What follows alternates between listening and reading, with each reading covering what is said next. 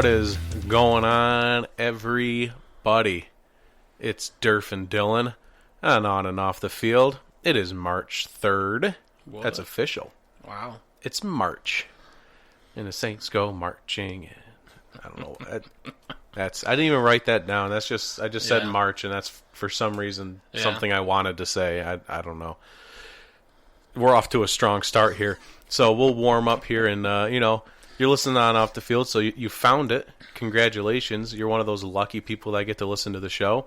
But just so you know, we also have a Facebook, an Instagram, and a Twitter account. You can find all those links on onandoffthefield.com. And you can also find the links to listen to the show. And then you can also go to rtfsportsnetwork.com to listen to the show and many other shows that are amazing. Personally, I think there's a slew of talent of these shows on RTF Sports Network. So you can go to their website and listen to this show from 4 to 5 p.m. Eastern Standard Time. And it's a good time. You go there, we get like ad revenue, and I don't know if I'm making money yet. Yeah, I don't think I am, but I was told there'd be money. Where is it? It's at the end of the rainbow. It's at the end of the rainbow? You just gotta find the rainbow. Oh, God, it's New York. There are no rainbows. It's just dark and raining all the time.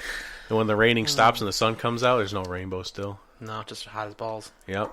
It's just humid and terrible. But it is springtime. Pretty much. Yeah. Daylight savings time is next weekend. I think it's this Saturday, right? Yeah. Happy Super Tuesday, everybody. Forgot to mention that. So if you're in one of those states that is more important than the rest, congratulations on being geographically located to be important enough to vote. I don't know why that's a thing. But so make sure you vote if you're in one of those states. I guess we're going to jump into the giveaway. Yeah. Might as well. So we came up with a date. An official end date. It is going to be Tuesday, March 31st. The end of March, we are going to do the drawing. So this is your last chance to either follow the show on Facebook, Instagram, or Twitter. Mm-hmm. I know I was saying earlier that you had to follow on all three. That's my bad. I now understand that people don't have all three. I never had a Twitter before, so that's my bad. You can follow on any of them. And then, once you do that, you can go to onandoffthefield.com. You can send us that email in the contact sheet, the All Hail the Jockstrap King, and then you can go to iTunes. And you don't have to, I don't think you even have to have an iTunes account to make a rate and review. You could just do it. Yeah. You get to make a nickname. I think you might have to enter your email address or something. Just rate and review. Just hit the 5 stars. Yeah. Say this show sucks or this show's awesome. I don't really care. As long as you do the 5 stars. The comment can say whatever, though. The 5 stars, I would appreciate that. So if you do all 3 of those things, then you'll be entered in the giveaway. Yay! Woo. So we're going to do 3 names randomly drawn. First name, you get a nickname. And you will forever live on the show as whatever that nickname is. Yeah. I don't know if that's amazing, if that's something that appeals to you, but it's going to happen if your name's drawn first. Second of all, second name drawn, Fred and I will autograph something for you. It can be anything. I'm not going to sign crack pipes. Nothing dirty underwear. You know the drill. Yeah. Blank piece of paper, picture, whatever. Yeah. No, just don't make it too weird. I'm all for being weird, but let's not get crazy. Third name drawn, $50 will go to your favorite charity or foundation, and you can come on the show and talk about your charity or foundation that you chose. Or we'll talk about it for you. Or, yeah. It's however you roll. Yeah. But not only that, they can also get an autograph from us, and they can get a nickname. I mean, why would you not want that? Right? I'm standing here I guess I'm sitting. I am sitting here upset that I can't enter into this. Right. Because I want a nickname. I want an autograph from myself. I want to donate $50 to my favorite charity or foundation. Yeah. I know you'd want to also. So there we go. That's the giveaway. That's all of our RTF and onandoffthefield.com plugs. We're going to do this show backwards. Because we are sick of running out of time to talk about the XFL once we get to the end of the show, we're like rushing through it. So since this is the meat of the show, or at least it's supposed to be, we're gonna flip it on its head, and we are gonna start with week 4 of the XFL. Let's do it. I have to initially admit my faults. Yeah. I went 1 for 3 on the weekend. It always hurts when you go below 500. Yeah. And there's only 5 matchups, so it's not like he just held up a 4. We're going into week 5. I got week 5 on my mind. Lots of 5s. There's only 4 matchups, and I said 500. I had 5 on my head. 4 matchups. It's pretty hard to go below 500. Yeah. Yeah, it's hard to get above 500 as well. Yeah. But I went 1 for 3. That's no good. It didn't feel good. No. What did you end up going? I don't remember all your picks. I was 3-1. Yeah, because you picked Roughnecks and Vipers. Roughnecks, Vipers, and Battlehawks. I picked the Wildcats, but that did not go in my favor. Yeah. We'll get to me defending myself real quickly. Yeah. But it just hurt my feelings to really go 1 and 3, and I'm surprised at some of the results of these games, especially the Vipers and Defenders game. Yeah, that blew my mind. Was a surprise. Yeah, I went to bed because it started at 7. I watched a little bit of it. I went to bed when the Vipers were up. I don't know, 13-0, whatever the score might have been at the time. I was like, wow. Yeah. That's like another week of the Defenders kind of lagging. Maybe they'll pick it up in the second half. I went to bed. Woke up. Nope. Yeah. They never woke up. They must have went to bed with me because they did not show up for that game. That's our tease, because we are going to go in order. Because you got to be orderly. Now, but the number one thing that I have a complaint with, and if you know me, I know Derf knows me, I hate power rankings. Yeah. Or at least I hate other people's power rankings. Yeah. I like to think mine aren't terrible. I like to look at my power rankings, kind of look at everything. Yeah. The games they've played, looking to the future, kind of like where the team stands right now. And other people's rankings are basically overreactions to anything that happens. Like most rankings, yeah. Yeah. And so I was looking at Joel Klatt's power rankings.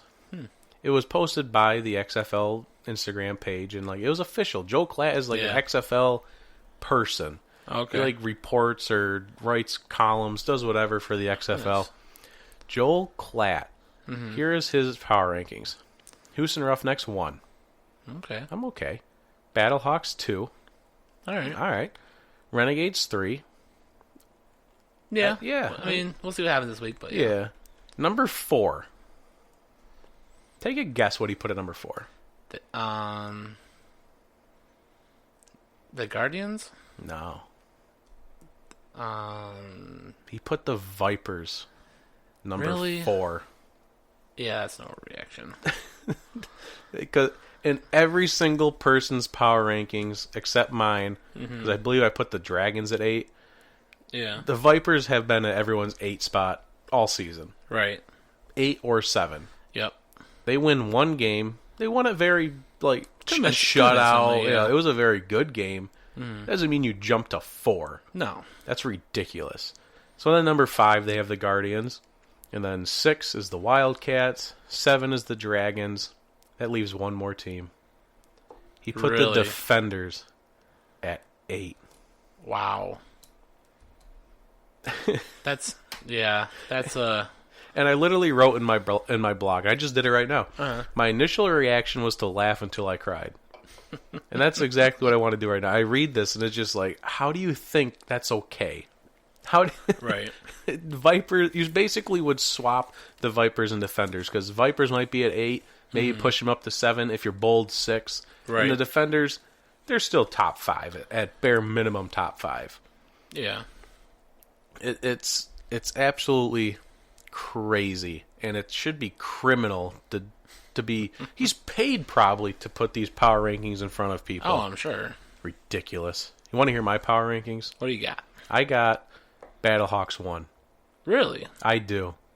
I have the Battlehawks number 1 because of pretty much one reason. Sure, the Battlehawks, they started out the season a little slow. Mm-hmm. Nobody really believed in them. Yeah. I feel like they're flying under the radar. There's no names over there that you really... Yeah, that team's going to be sweet. But they have progressively gotten better every single week. Mm-hmm. They have grown. And when I see growth, I like to see you're going to keep getting better. Yep. Sure, every team is going to level out at some point. But until I see them level out, I'm gonna put that team higher in my rankings because I want to see them. I predict they still grow. Mm-hmm. So I see the Battlehawks to come out next week, whoever they're playing. Mm-hmm. They play the Defenders, the lowly Defenders. I see them, go better, get bigger, score 30-plus points on offense. Let Jordan throw 4 touchdowns. Let's see something crazy happen. Just keep getting better. All right. Then I have the Roughnecks. Okay. And I put the Roughnecks at 2. They're still 4-0, but I swapped them because I feel like the Roughnecks plateaued a little bit. They've they're kind of like we figured out what they are. Like, you know what they are, you know what to expect. And they just started out strong right out the gate. Right. And they have been strong for 4 weeks. Yep. 3 weeks. They were strong this week. Yeah. We'll get to the in-game stuff real quick, or in a minute. But basically, I just swapped the 2 based off of what I see for the future. Okay. Then I have the Renegades at 3. I didn't feel good about it. Yeah. I didn't want to put them there, but I didn't really have anyone else to put there. Yeah. Because number 4, I have the Guardians. Okay. I liked what I saw out of Louise. I liked what I saw of the run game, and I liked what I saw out of the defense. It seemed like the defense came back alive. Like they figured out week 1 they can do that again. Right. It wasn't as strong as week 1, but they played better. And if they can make it a trend, that's my favorite word when coming out with my power rankings is the trend of all these teams. Mm-hmm. And if the defense can go on a trend of being good and carry Louise and the rest of this team, but until I see that trend, I won't put them at 3. So I put the Renegades at 3, but with Landry Jones hurt, I didn't like it. Right. But I didn't have anyone else to really put there. So I have Guardians at 4. Nobody likes me when I do this. I did my live show today on Facebook. Yeah. I have the Wildcats at 5. Yeah. I'd take that. See, I'm glad you agree with me at least. No, everybody else doesn't like the Wildcats. It's not a... 5's not bad. If they would have beat the Guardians, they'd be 4, I think, all day. Yeah, I might have put them at 3. Because I don't like the Renegades there, so if they would have beat the Guardians, I might have put them at 3. Just bump everyone down a spot, swap them out. So, I mean, the fact that they didn't lose terribly, I'd take them at 5. Yeah, and I wrote down some stuff for when we get to the game, why they lost, and I think my spot's fair. So then, being the nice guy that I am, I did put the Vipers at 6. Okay. I like it. The Vipers have showed up 2 weeks in a row. Yep. They lost last week, but they played out their game. They played really hard last week, and then they showed up, obviously, in week 4. Right. So I put them at 6, just ahead of the Defenders. Okay. Because trends. Right. DC has done terrible the past 2 weeks. They're just falling. That's a trend. Yep. 2 weeks in a row. So they dropped to 7, and then the Dragons at 8. Because for now. No. They can live there for all I care. But yes, those are my power rankings, and maybe some of those will make more sense as we get into the games themselves. And we're gonna have to take our first break, but as soon as we come back, we will dive into those games. Sounds like a plan. I can't wait, personally. I'm so excited. I'm so excited. I'm gonna go to break while we're ahead. All right, see you when we get back.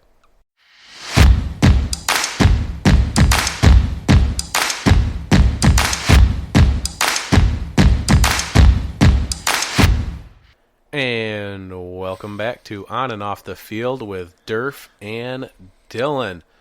Just got done going through some power rankings. Some of you are probably left a little confused. Yeah. What are these guys doing? This guy's power ranking sucks. They're doing the show backwards. I'm so used to jumping into the NFL offseason. I'm not listening to this garbage. But here you are. Still listening. You love it. You know you love it. Oh, yeah. So we're going to jump into the games themselves. I love having this much time to talk about the XFL now. We don't have to like rush it. Mm-hmm. It's going to be so much fun. So, game 1, LA Wildcats were at the New York Guardians. Fred. Well, the New York Guardians pulled off the win. I didn't think they were going to, winning 17-14 over the Wildcats. Guardians' Luis Perez was 18 of 26 for 150 yards and 1 touchdown. Meanwhile, Josh Johnson from the Wildcats was 25 of 40 for 325 and 2 touchdowns and 1 interception. Guardians' Darius Victor had a solid day with 18 carries for 82 yards. Trey McBride from the Wildcats had another good game this week for 8 receptions for 127 yards and 1 touchdown. I think my take here is maybe LA doesn't play good on the road, as they have recently. But New York, the Guardians don't either, so fair enough. I feel like that's been like a secret trend. Yeah. And I haven't looked it up yet, and I keep telling myself, like, look it up. Just do it one day. And I'm going to do it this week. I have this feeling in my gut, like when I do the math and figure it out, that the home teams are winning more often. Right. I just have this strong feeling, because look at the Defenders. Yeah. First 2 weeks at home. Yep. Crushed it. 2 weeks on the road, they got crushed. Yep. Terribly. 39-9 and now shut out 25-0. I mean, yeah. I feel like this is a trend, and personally, I haven't heard anyone talk about it. Mm-hmm. But a lot of people don't talk about the XFL like we do. No. I feel like there's not a lot of podcast hype for it yet. No, not yet. So that's why we're here starting it. Oh yeah. We're the trailblazers of XFL podcasting. Yeah. Let's go. But yeah, it's hard to jump in on something when you're only. Yeah. At least we didn't make a AAF podcast. That would have been bad. Oh, that would have been embarrassing. All right, we are signing off after week 4 because the league sucks. All righty, thanks for joining us. Yeah. The XFL's still alive though. Yeah. But yeah, I mean, I picked the Wildcats because I honestly thought Nelson Spruce was going to play. I did not know he was hurt. Oh, I didn't know that either. I mean, ESPN doesn't send out XFL injury updates anymore, like for XFL yet. They're not to that point. I don't think anyone does. If you follow a team on the XFL, will it do it though? Maybe. Because I've been I've been meaning to do that. Like, 'cause I get all my like NHL, NBA, NFL notifications from ESPN. But you don't really get into actives unless you follow the team. I think so. Yeah. That's a good point. So maybe a little bit of maybe we gotta follow our teams on XFL on the app, and we'll get the notifications. And I did not know. I didn't even know he was hurt. Yeah, because I didn't watch week 3 games. Yeah, I just watched the highlights. Mm-hmm. And he had like 72 yards last week. So I thought he played the whole game. Yeah, maybe he did, and he just something happened and he couldn't play this week. But he did not play, and I feel like Nelson, he just plays the slot. He's got to be one of the better slots in this league. Yep, by far. Yeah, I mean, I know Donald Parham. Yeah. Parham plays the slot. He's just a gigantic tight end. Right, but plays the slot majority of the time, yeah. And he's obviously very good. Cam Phillips is sometimes in the slot, I believe, from the Roughnecks. He just opens up that middle of the field. You have to respect his game. Right. And it opens up the run game. It opens up the outside, because if you got safety crashing down on Nelson, right. He just helps open things up. Yeah. Because through 3 weeks, he was leading the leagues in receiving yards, catches, everything. He didn't play, and it showed. Right. And I think that's why they lost. And me not knowing he was hurt is why I picked the Wildcats, defending my pick. Right. And that's what I took away from it. And Trey McBride is obviously, like, he can take over at the number 1 spot. He's shown it now. Yep. 127 yards, like you said, with a TD. Yeah. But behind Nelson Spruce, he's a solid number 2 as well. They don't have a number 3. So if Spruce or McBride doesn't play, where are you going? Well, I know they have Blacknall Yeah, Saeed Blacknall, but he's not. He hasn't. He done, had just had his first catch this game. Yeah, he hasn't done much this year. They called his season. number. Right. 42-yard touchdown catch was his first catch of the season. Right. Yeah. I wrote about him in one of my blogs before the season started. Mm-hmm. They call him Megatron Jr. or something. Yeah. Like mini Megatron, something like that. He's a big guy. Right. I thought he was going to be the number 2 or bare minimum number 3. He's nowhere. Yeah. He had his first catch in week 4. That's not what I'm looking for. No. But on the winning side of the ball for the Guardians, I mean, I joked about it last week. Yeah. Luis Perez went 4 for 5 for like 50 yards in replacement of McLaurin. Yeah. And I joked. I remember listening to it. I laughed. I was like, "Oh, there's your starter. Yep. He did pretty good, I guess. Whatever." Sure enough. Here he is. And he did solid. 18 to 16. I mean, it was only 150 yards. Right. But it was mistake-free football. That's all you need. That's what you want out of your replacement. Exactly. And you let the ground game do the work. And if you watched the game, they were dominating on the ground.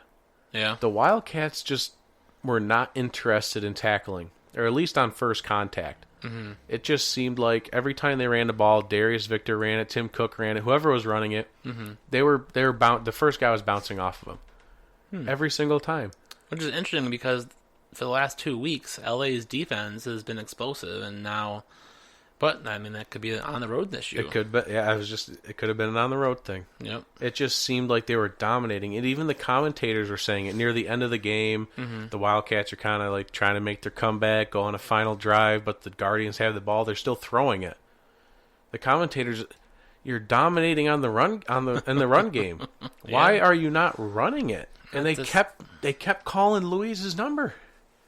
And yeah, well, I mean that you could call that poor game management by the coaches. I would 100% say that. Yeah. And maybe they were confident in him and that he could throw a first down and like end the game there. But right. I mean, or they just want to see more out of him, and instead of like run the ball and run the clock out. Well, let's see how he does in a little bit more in game action. I guess if that's what you're trying to get out of him, it seems like poor timing. A little bit. But I mean, I guess you could say that. Yeah.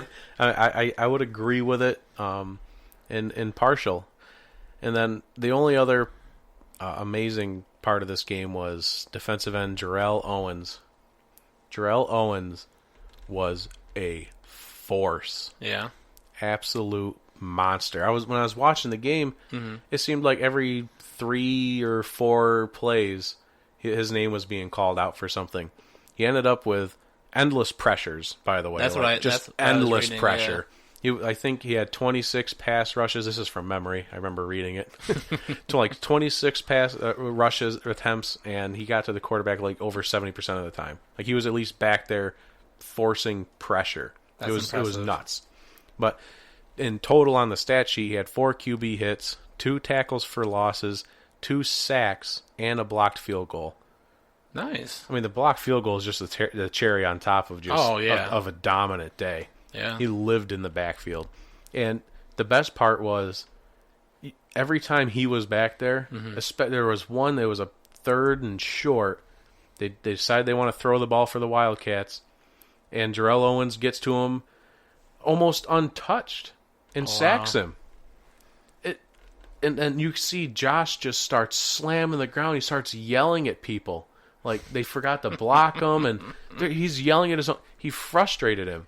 Mm-hmm. And maybe that's another reason why the offense never got going, is because Josh he was just mad. Yeah. The rhythm was off, and I think Jarrell Owens was a major part of that. Yeah. I believe it. Yeah, so the Guardians get back on the winning side of things with a 17-14 victory over the LA Wildcats. Next up on the Saturday game agenda was the Seattle Dragons visiting the St. Louis Battlehawks. Derf, reaction? Where has BJ Daniels been the last 3 weeks? I know! It's nuts. We've been calling his name for 3 weeks. Finally, Jim Zorn makes a decision. at halftime when they were already losing.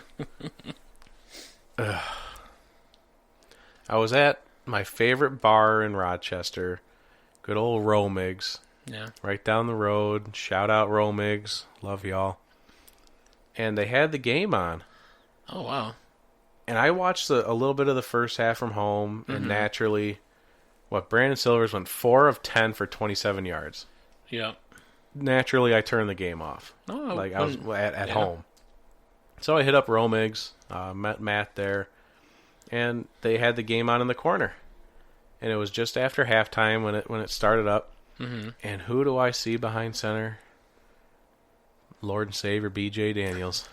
I was like, holy crap, they finally did it.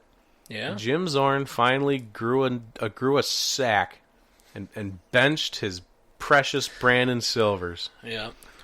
So BJ comes in at halftime. He goes 5 for 10 for 100 yards, an even 100, with a touchdown and a costly late interception. Mm-hmm. But the best part of his game that was fun to watch, 7 carries, 84 yards. That's impressive. Let's go. And there was one that made famous, what do they call it, going viral. It was a video that went around was him breaking some dude's ankles on defense. Oh yeah. I remember watching that one live. Just juked the hell out of him and just whoop went right. I don't know how long the run actually went for, but that was a great play. BJ just has that extra part of his game to him. Mm-hmm. Whether he's a solid passer or not, he can escape the pocket. 84 yards rushing. I'll take that all day. Oh yeah. If 100 yards with a touchdown passing, you only played a half. Okay. All right. I'm fine with that. That interception was not great. Yeah. But something I've been screaming since week 1, and just because when they mic up the coaches, Jim Zorn just doesn't sound like a head coach. Mm-hmm. And it was confirmed this week that Jim Zorn is not a head coach. Yeah. Because after that touchdown pass from B.J. Daniels to Evan Rodriguez, that's just memory. Yeah. I'm so good at it. Evan Rodriguez, 10-yard touchdown catch. They were down by 4 in the fourth quarter. So, Jim, if you're doing the math, you can go for 1, 2, and 3 while you're down 4. Mm-hmm. Let's see here. What are you gonna do? What would you do, Fred? I would go 3 for either 2 or 3. Well, I would aim towards 2, hoping I can get the offense back on the field to get a field goal to take the 1-point win. So at least that you can. All right, you're going for 2, a little bit easier. Much of the world, especially me, at least at bare minimum, guarantee yourself a tie with just going for 1. At the bare minimum. How many 3-point conversions have even been made this season? Seattle surely hasn't made any. Right. Going for 2, a little bit closer, I would understand it. Going for 1, you're almost guaranteeing yourself getting within field goal. Just 3 points, 3 points to tie it up. And then at the worst, you're going into this brand new cool overtime thing. Which we haven't seen yet. I haven't seen yet. I really want to see it. Yeah. I hate it when you go into overtime, but I really want to see that. But everyone tore him up on social media because now you don't get the 3. At this point, you're just looking for highest percentage. Right. Late in the game, you don't make it, you're still down by 4, and now you need a touchdown instead of just the field goal. Right. But people tore him up, and one of the sideline reporters did a great job. Yeah. I love in-the-moment things. He calls for the 3 points. They don't get it.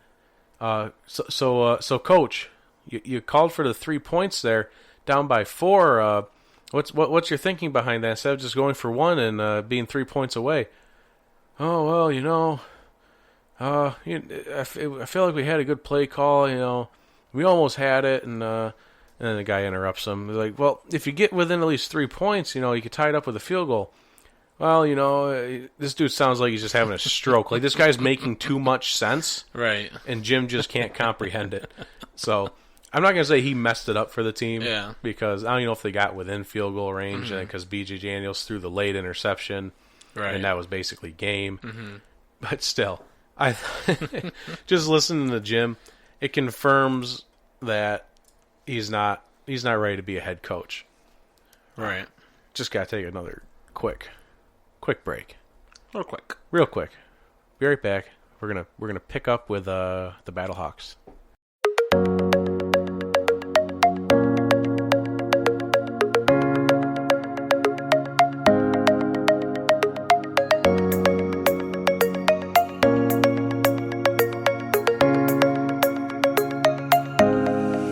And we are back on and off the field with Derf and Dylan. We have to hit the other half of this game here with the St. Louis Battlehawks. So good. Yeah. So good. Mm-hmm. Such a good team. Oh, yeah. Such a good offense. Mm-hmm. The defense is it's middle of the road. Yeah. They're not terrible. They're holding teams to less points than the Battlehawks score, so that's all you want. That's all you need. That's all you want them to do. But every time you look at the stats, Mm-hmm. like if you just go to let's see who did good today. Jordan Teamu is the first person that you see every single time just jumping out at the page at you. Yeah. Every single time. 16 rushes for 63 yards. 20 of 27 passing for 264 yards and a touchdown. No turnovers. No. Efficient and effective. That's got to be like one of the most efficient numbers for a quarterback, I think, this season for XFL. It has to Only be. 7 incompletions. Yeah. That's got to be... With that much yardage, too. Yeah. It's not like he's just dinking and diving. Oh, no. Yeah, he's getting... 264. That's impressive. And I remember one specific play when I was at Romig's. I looked at the screen, and he threw a bomb to a guy named Mumphrey, maybe. Yep. Number Yeah. 17. And he dropped that ball like 30 plus yards, put it right in stride in his hands. Yeah. Like, even if the defender was a little closer, the receiver got a little bit of separation, but even if the receiver was all over him, he put that ball just in the perfect spot of his outreached hands. It had to be one of the most beautiful passes of the season. Nice. It was amazing. Yeah. And I teared up a little bit when I saw it. Yeah. That's just me. A little bit. That's just me. It was a beautiful pass. And you can talk about a lot of the guys on this team. DeMornay, Pearson, L showed up 2 weeks in a row now, 5 receptions on 5 targets, 71 yards and a touchdown. And you can say a whole bunch of stuff about the running back group. Christine Michael, Keith Ford, Matt Jones. At least one of them shows up every week and gets 80-plus rushing yards. Yeah.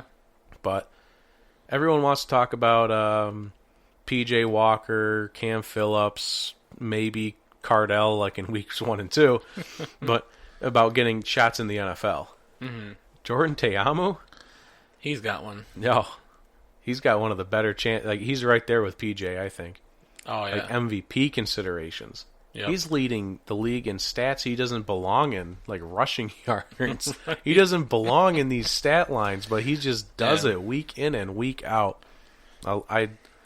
If I could pick a new team, I would go with the Battlehawks as a bandwagoner. Yeah. Absolutely love this team. I love what they're doing.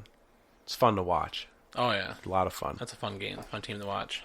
But the Dragons, which are my team, this is the one game I got right. Yeah. This is a pretty easy pick. The Dragons do fall to the Battlehawks 23-16. For the game of the week, in my opinion, the Houston Roughnecks beat the Dallas Renegades in the Texas Throwdown 27-20. Got any initial reactions there? Well, P.J. Walker had himself a day. As usual. Yeah. What are the Renegades going to do without Landry Jones? If he's hurt a little longer than this during the week here. They're saying it was just a re-aggravation of an injury he already had that held him out earlier in the season. They're saying 2 weeks. And it's a lot better than the 4 to 6 that they were predicting, because that would your season. That's basically the season at this point. But they're going to be looking at Philip Nelson.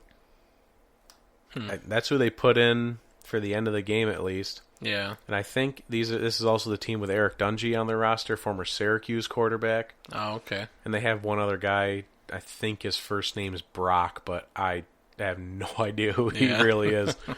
But if I had to guess, Philip Nelson's going to be the guy. Mm-hmm. I don't think they've announced anything official yet. But just the glaring issue with this game, and especially Landry Jones, even when he does come back, if he does come back, he threw 3 interceptions, and he lost a fumble on a sack that went for a touchdown. 4 turnovers, just himself. And then Philip Nelson comes in and throws a wide receiver screen trying to go for the touchdown to possibly tie it up, and it bounces off of the receiver's helmet, and let me see if I can find his name real quick. Comes up with the interception to basically seal the game, and I'm just spewing out words because I can't find his name. DeMarquis Gates makes a great play, diving catch to seal up the game there. Nice. People are saying they should have ran the ball in. Yeah. Like kind of like a Pete Carroll situation here, like at the 3 or 4 yard line, and they're trying to throw a wide receiver screen. I don't know. I kind of questioned the play call too. I could see what they were doing. The stack formation out there. They had good blocks. If this guy catches the ball, he can break outside of the blocks, and he probably gets in. Yeah. It's just the result. People are always mad at the result. Right. Same thing with Pete Carroll's call. Mm-hmm. Malcolm Butler made a great play. Oh, yeah. It was a good play call. It was a bad matchup. You have Jermaine Kearse, who is like 5'0", trying to block Brandon Browner, who's like 6'10". Mm-hmm. It's not going to work. No. I went off on a stupid tangent there. That still bothers me to this day. But, just turnovers. 5 turnovers total from the Renegades. It spelled their doom. I don't know how they got this close, but that is my major issue. Yeah. Number one problem with this game and the Roughnecks, it was 27-20. That's a little too close for comfort for a 4-0 team. For a 4-0 team, they had 5 turnovers. They collected 5 turnovers. Wow. And it was a 7-point game that came down to the wire. That is, if I was a Roughnecks fan, I'd be scared. I would be scared. I'd be terrified of the result. Yeah. Because the first 2 interceptions, they only kicked field goals. It was 6-0 after two interceptions on the first 2 possessions from Landry Jones. And it's only 6-0. At this point, I'm like, what are you doing? Yeah. You got to make this count. Third interception, they do get a touchdown. It's 14-0. Okay, we're a little bit better. Mm-hmm. I think they ended up totaling 21 points off of turnovers. Okay. On a normal day, 21's good. Yeah. But then tack on the fact that they had 5 turnovers. Doesn't sound as good. No. If I want 5 turnovers, you do at least 5 times 6. Yeah. That's 30. Yep. And then you add on your extra point conversions, you might be upwards of 40. That's what you want. I realize you're not going to get that, but it was not the result I would have been happy with as a Roughnecks fan. Mm-hmm. So I think the only other thing from this game that we didn't mention yet was the whole XFL tough for the Dallas Renegades offensive coordinator. I'm going to mess his name up. Hal Mum? So, I just got to finish. It's a Hal Mummy. Is it I really think it's Mummy, actually. Yeah. I could be wrong. wrong. I don't know if the E was like silent or changed the U. I really think it's Mummy. I didn't want to assume it was Mummy, but I'll take it now. We're already doing Parham. Yeah, Might as well just go with Mummy. We'll just mess up everyone's name. Who cares? Just go with it. So, Cameron Artis-Payne ran off of the sideline on a run play and took out Hal Mummy. Hard. Yeah, so hard that he broke his leg in the second quarter. Poor, this dude's so old too. In the moment, I felt so bad for him. Yeah. I saw him go to the ground. I'm like, oh no! And Cameron didn't even help him, which I learned Cameron Artis-Payne. Mm-hmm. Greg Olson was doing the call on this game, which I didn't even know he was doing announcing. But apparently, he still is. Even though he's a Seahawk, and he actually did pretty well. With the announcing, I must say, because I didn't even know it was him, but he was doing well. But he calls him Cap. Cameron Artis-Payne calls him Cap.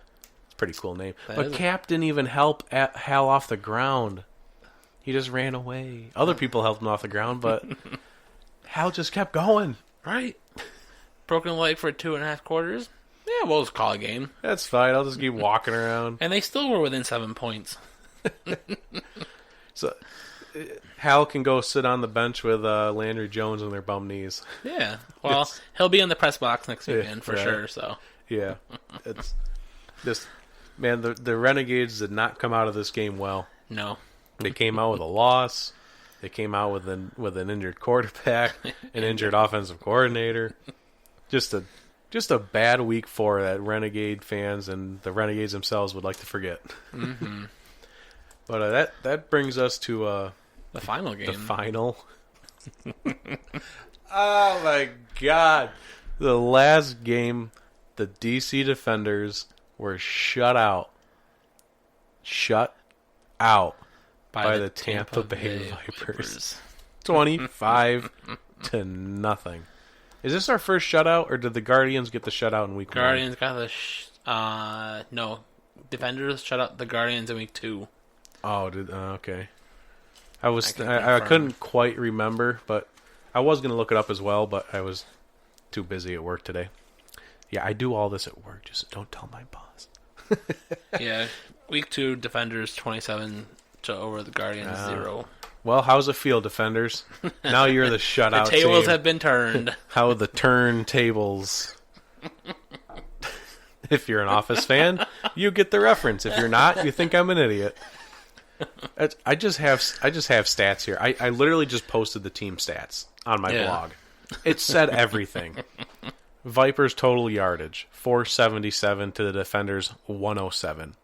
Offensive plays 80 for the Vipers that averaged 3.3 yards per play to the offensive plays of the Defenders 39, which averaged 1.9 yards per play. Oh, that's so bad. 29 first downs for the Vipers, 6 to the Defenders.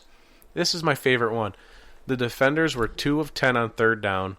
They never even got to a fourth down scenario, never got to a red zone scenario, and never to a goal-to-go scenario. They were never even in the red zone. Wow. It's not even like they were in the red zone and were trying to go for the touchdown instead of the field goal. No. Right. Never even in the red zone. 46 net rushing yards. 61 net passing yards. Mm-hmm. This looks like first quarter stats. Yeah. It's disgusting how bad they played. That was pretty bad. You can say so many negative things about the Defenders.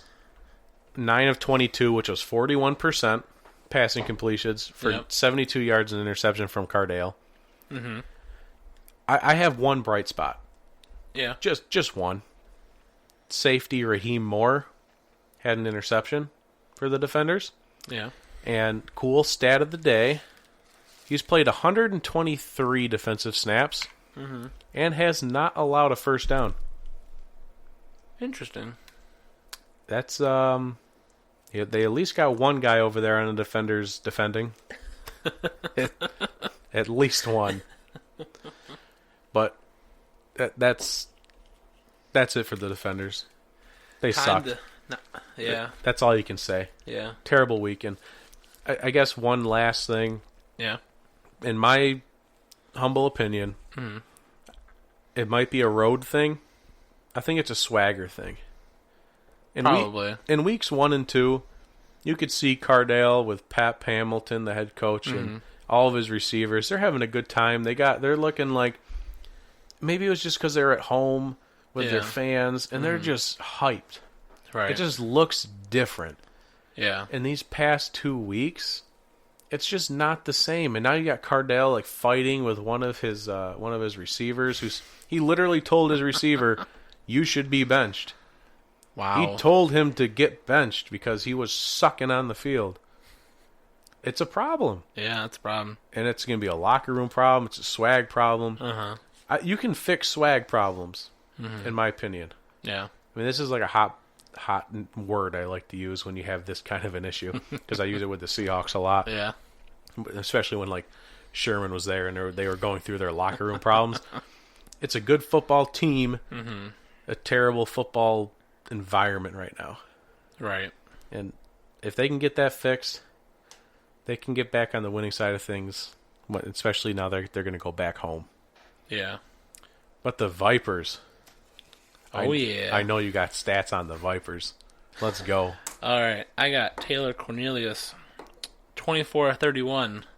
So he actually, same amount of incompletions as Jordan Teamu, for 211 yards with 1 touchdown and 1 interception. But he also had 36 yards on the ground for 1 touchdown as well. It was a good touchdown run. Yeah. He took a licking on that touchdown run. Showed me some toughness that Oh, yeah. I like to see. I was surprised Cornelius got the start. I really thought Flowers was going to get it. But you know what? It worked out for him. Maybe with the new play caller. Yeah, maybe that's what we needed. So I think, correct me if I'm wrong, but I think this was the first game with a 100-yard rusher. With 200-yard rushers. We had 2. Was it the first with 100 too? I believe so. I wouldn't be surprised because I know Cameron Artis-Payne had 99. Yeah. Yep, we were almost there. So it was our first game with one 100-yard rusher, but in the same moment, we also had the same game with 2 100-yard rushers. Yeah. Let's go, Vipes. Oh, yeah. That's been their one strong suit all season. Yeah. Yeah, they definitely... Yeah, that's been their go-to for so far. Yeah. And now they got the quarterback play and the right play calling, and they're rolling. And I think when you got Devion Smith and Jacquez Patrick, it helps open up the passing game a little bit. Right. And obviously, you got guys crashing down in the box to stop the run, which the defenders couldn't even do that. It helps put 1-on-1 matchups on the back end for Cornelius, and that might have assisted his passing numbers a little bit. Yeah. I didn't watch this one. It was, a little late for me. I watched highlights of it. But I could just see, a lot of these matchups are just one-on-one, receivers getting open. You got 8 guys in the box. Oh, yeah. Trying to stop this run. They still couldn't stop it. It was ridiculous. Devion Smith, 122 yards on 24 carries. Jacquez Patrick, 108 yards on 21 carries and a touchdown. Solid. Just steamrolled them. Oh, yeah. Absolute insanity. And the Vipers like to boast their running game, which is fair. Yeah. But they also like to boast their defense as well. Yeah. And they got a shutout. Yeah. The defense is obviously very good. But the number 1 shutdown corner in the league is on the Vipers. And that is cornerback Tavarius McFadden. I don't think there's a relation to the running back McFadden. Darren McFadden? Yeah, I don't think there's a relation. Probably not. Probably not. He's pretty young. I'm pretty sure he doesn't have an XFL kid. Or a brother, maybe. Maybe he's a brother. Who knows? Tavarius McFadden, he has a 15.7 passer rating when targeted. That's impressive. 15 point. That's like Sherman in his prime numbers. Yeah. He has allowed 70 yards through 4 weeks. Wow. Yeah. Nice. That's that could amazing. be an NFL tryout here. Yeah. In the offseason. Easily. Yeah, for sure. For sure. Both of these running backs, that corner. New people emerge every week. I'm telling you what. Yeah. This league has got stars in it, and they're hidden. You just got to go digging. Oh, yeah. And I think that's my one concern for the league. Right. Yeah. As soon as these guys get NFL tryouts. Yep. As soon as those NFL scouts start showing up at games, they gone. If the new CBA gets signed, practice squad goes up to 12 players instead of 10. Active roster goes from 55 instead of 53. It's just more jobs. Yeah. They're going to start stealing XFL stars and never know. Might water it down too much. Yeah, but could we get a situation here in the XFL like we did in the 83 draft class from the NFL, where Jim Kelly literally went to the USFL because he didn't want to be a Buffalo Bill player? Like, could we get that where college kids are saying, no, I don't want to go to the NFL because I'm going to get flags all day because I like to play rougher? It depends on how much they care about money, I think. Well, that might be the one concern. Right. But you could get all these Division 2 kids, Division 3 kids that want that spotlight on a national television. And it might be harder. Well, that's another part is practice squad. I'm just having a realization in this moment. Yeah. That what if this new CBA, some of these things in it, are to protect the NFL from losing talent to the XFL. Because practice squad players are also getting a bump in pay raise. I think the new minimum is like $1 million. Really? I think. I want to be a practice squad person. It's like $1 million just to be on a practice squad. Wow. And I was just about to say, like, if you don't want to be a practice squad guy and you want to start, like you're an NFL talent, but you want to start, go to the XFL. Go to the XFL. You won't make $1 million, but you'll play. But you'll play, and maybe that's what some people will do. Yeah, maybe that's why this whole CBA is so changing, because they're afraid. I would definitely consider that as a possibility. Mm-hmm. They might be a little nervous. A little bit nervous about the popularity of the XFL. Yeah. But those are all 4 of our games. Mm-hmm. We got Week 5 predictions. All right. I got Seattle Dragons versus the Roughnecks in Week 5. Yeah. I got Houston for that one. I got Houston as well, and it's in Houston. The Guardians against the Renegades. I'm taking the Guardians on this one because Philip Nelson is not a great quarterback for Dallas. You know, in this moment, I have the Renegades. Yeah, but I could change that. I could see the Guardians maybe figuring out that they have a good defense now. Yeah, go on the road with a lesser quarterback against them and kind of have a field day. Yeah, since it's a new quarterback, I don't know. I don't know if I trust Bob Stoops' offense in the hands of a backup quarterback. Because he played Week 1, didn't look great then. Right. Didn't look great then either. So I might end up changing that. Yeah. I'm like leaning towards the Guardians right now. Yeah. I chose the Renegades. Mm-hmm. You know, 2020. What do they call that? What do they say when foresight's 2020 or something like that? Yeah. Yeah. I might take the Guardians at the end of the day. All right. By the end of the week. I got the Battlehawks visiting the Defenders. I'm digging the Battlehawks on this one. If the Defenders turn it on at home, then I could see this going the other way. But the Battlehawks, they're my number one right now. They played really well. They're crushing it. Yeah. Right now. So I'm taking the Battlehawks as well on the road, and then the Vipers at the Wildcats. Who you got on this one? I am leaving this up to Nelson Spruce. Yeah. Right now, I have the Vipers. Okay. If Nelson Spruce is active, I will pick the Wildcats. All right. So my listeners can look at the rosters, the active rosters, and the injury reports. If you see Nelson Spruce on the field, that means I have the Wildcats marked down. All right. But right now, in this moment, unknowingly if he's playing or not, I'm taking the Vipers. All right. I mean, I had the Vipers as well. I think they're clicking, and I think this is going to be a tough game for the LA to pick up after playing against the Guardians like that. Yeah, they've shown me a mini trend of playing well. Mm-hmm. They might have lost Week 3, but they played well. Right. And now they played very well in Week 4. Mm-hmm. It's a trend.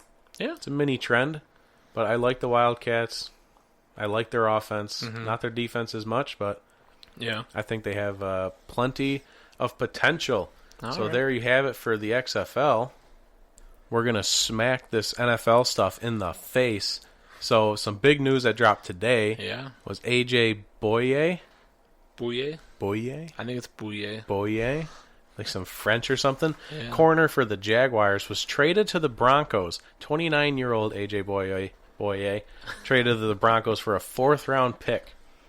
Yeah. He's played pretty well in his career with the Jaguars, but not not a strong season in 2019-2020. Right. And only worthy of a 4th-round pick. Seemed kind of it was a cap clearing absolutely. move for the Jags, so it's probably why Denver's like, yeah, we'll give you a 4th.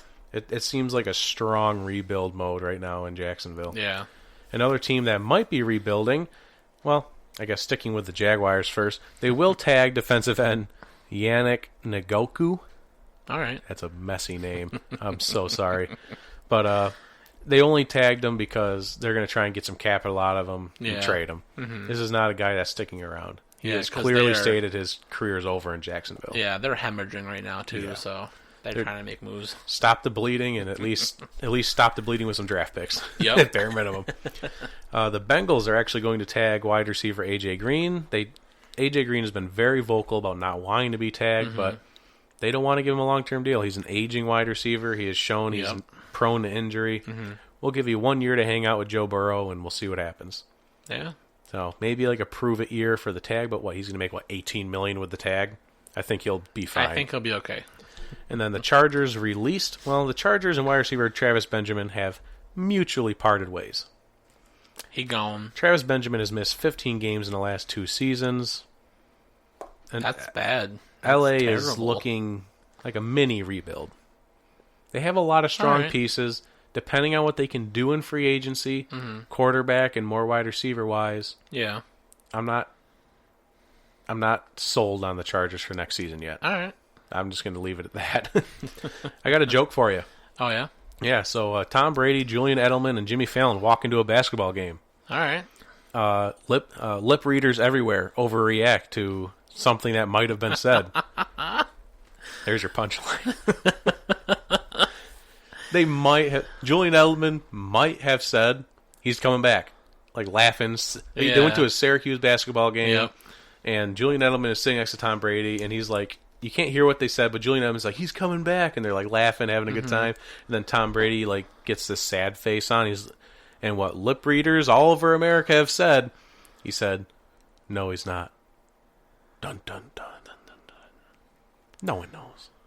See, I didn't think he said no, he's not. I thought he said he's not coming back. That's what I thought. I thought he was just like, I thought no. they were like talking about what was going on in front of them. I don't know. But people want to overreact to every small thing possible. I will say one thing about Tom Brady, though. He took a long time to answer that.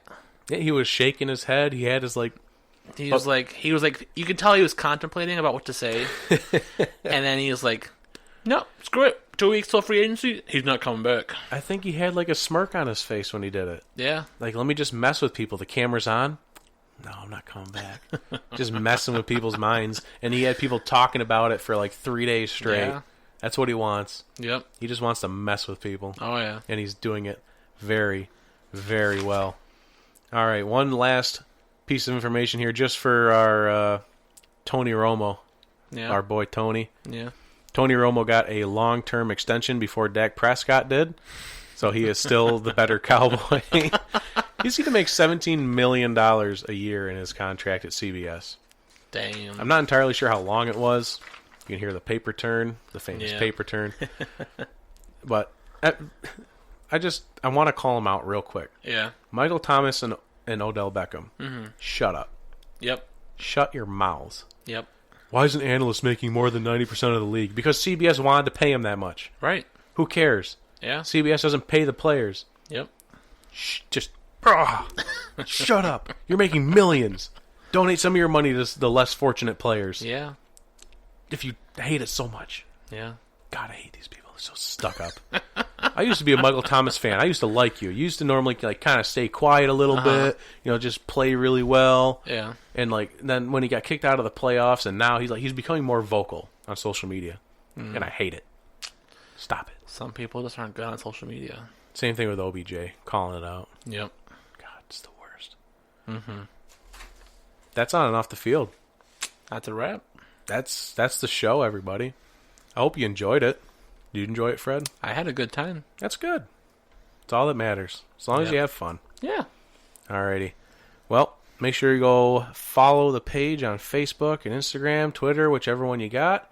Mm-hmm. Go to onandoffthefield.com. You got all the listen tabs there. You got all the social media tabs. You got all the fun blogs. Yeah. Go to rtfsportsnetwork.com and listen to the show on Thursday from 4 to 5 p.m. I hope you love it. Leave some feedback on the website, in the comments sections, whatever you want to do. Yeah. Fred? All hail the Jockstrap King.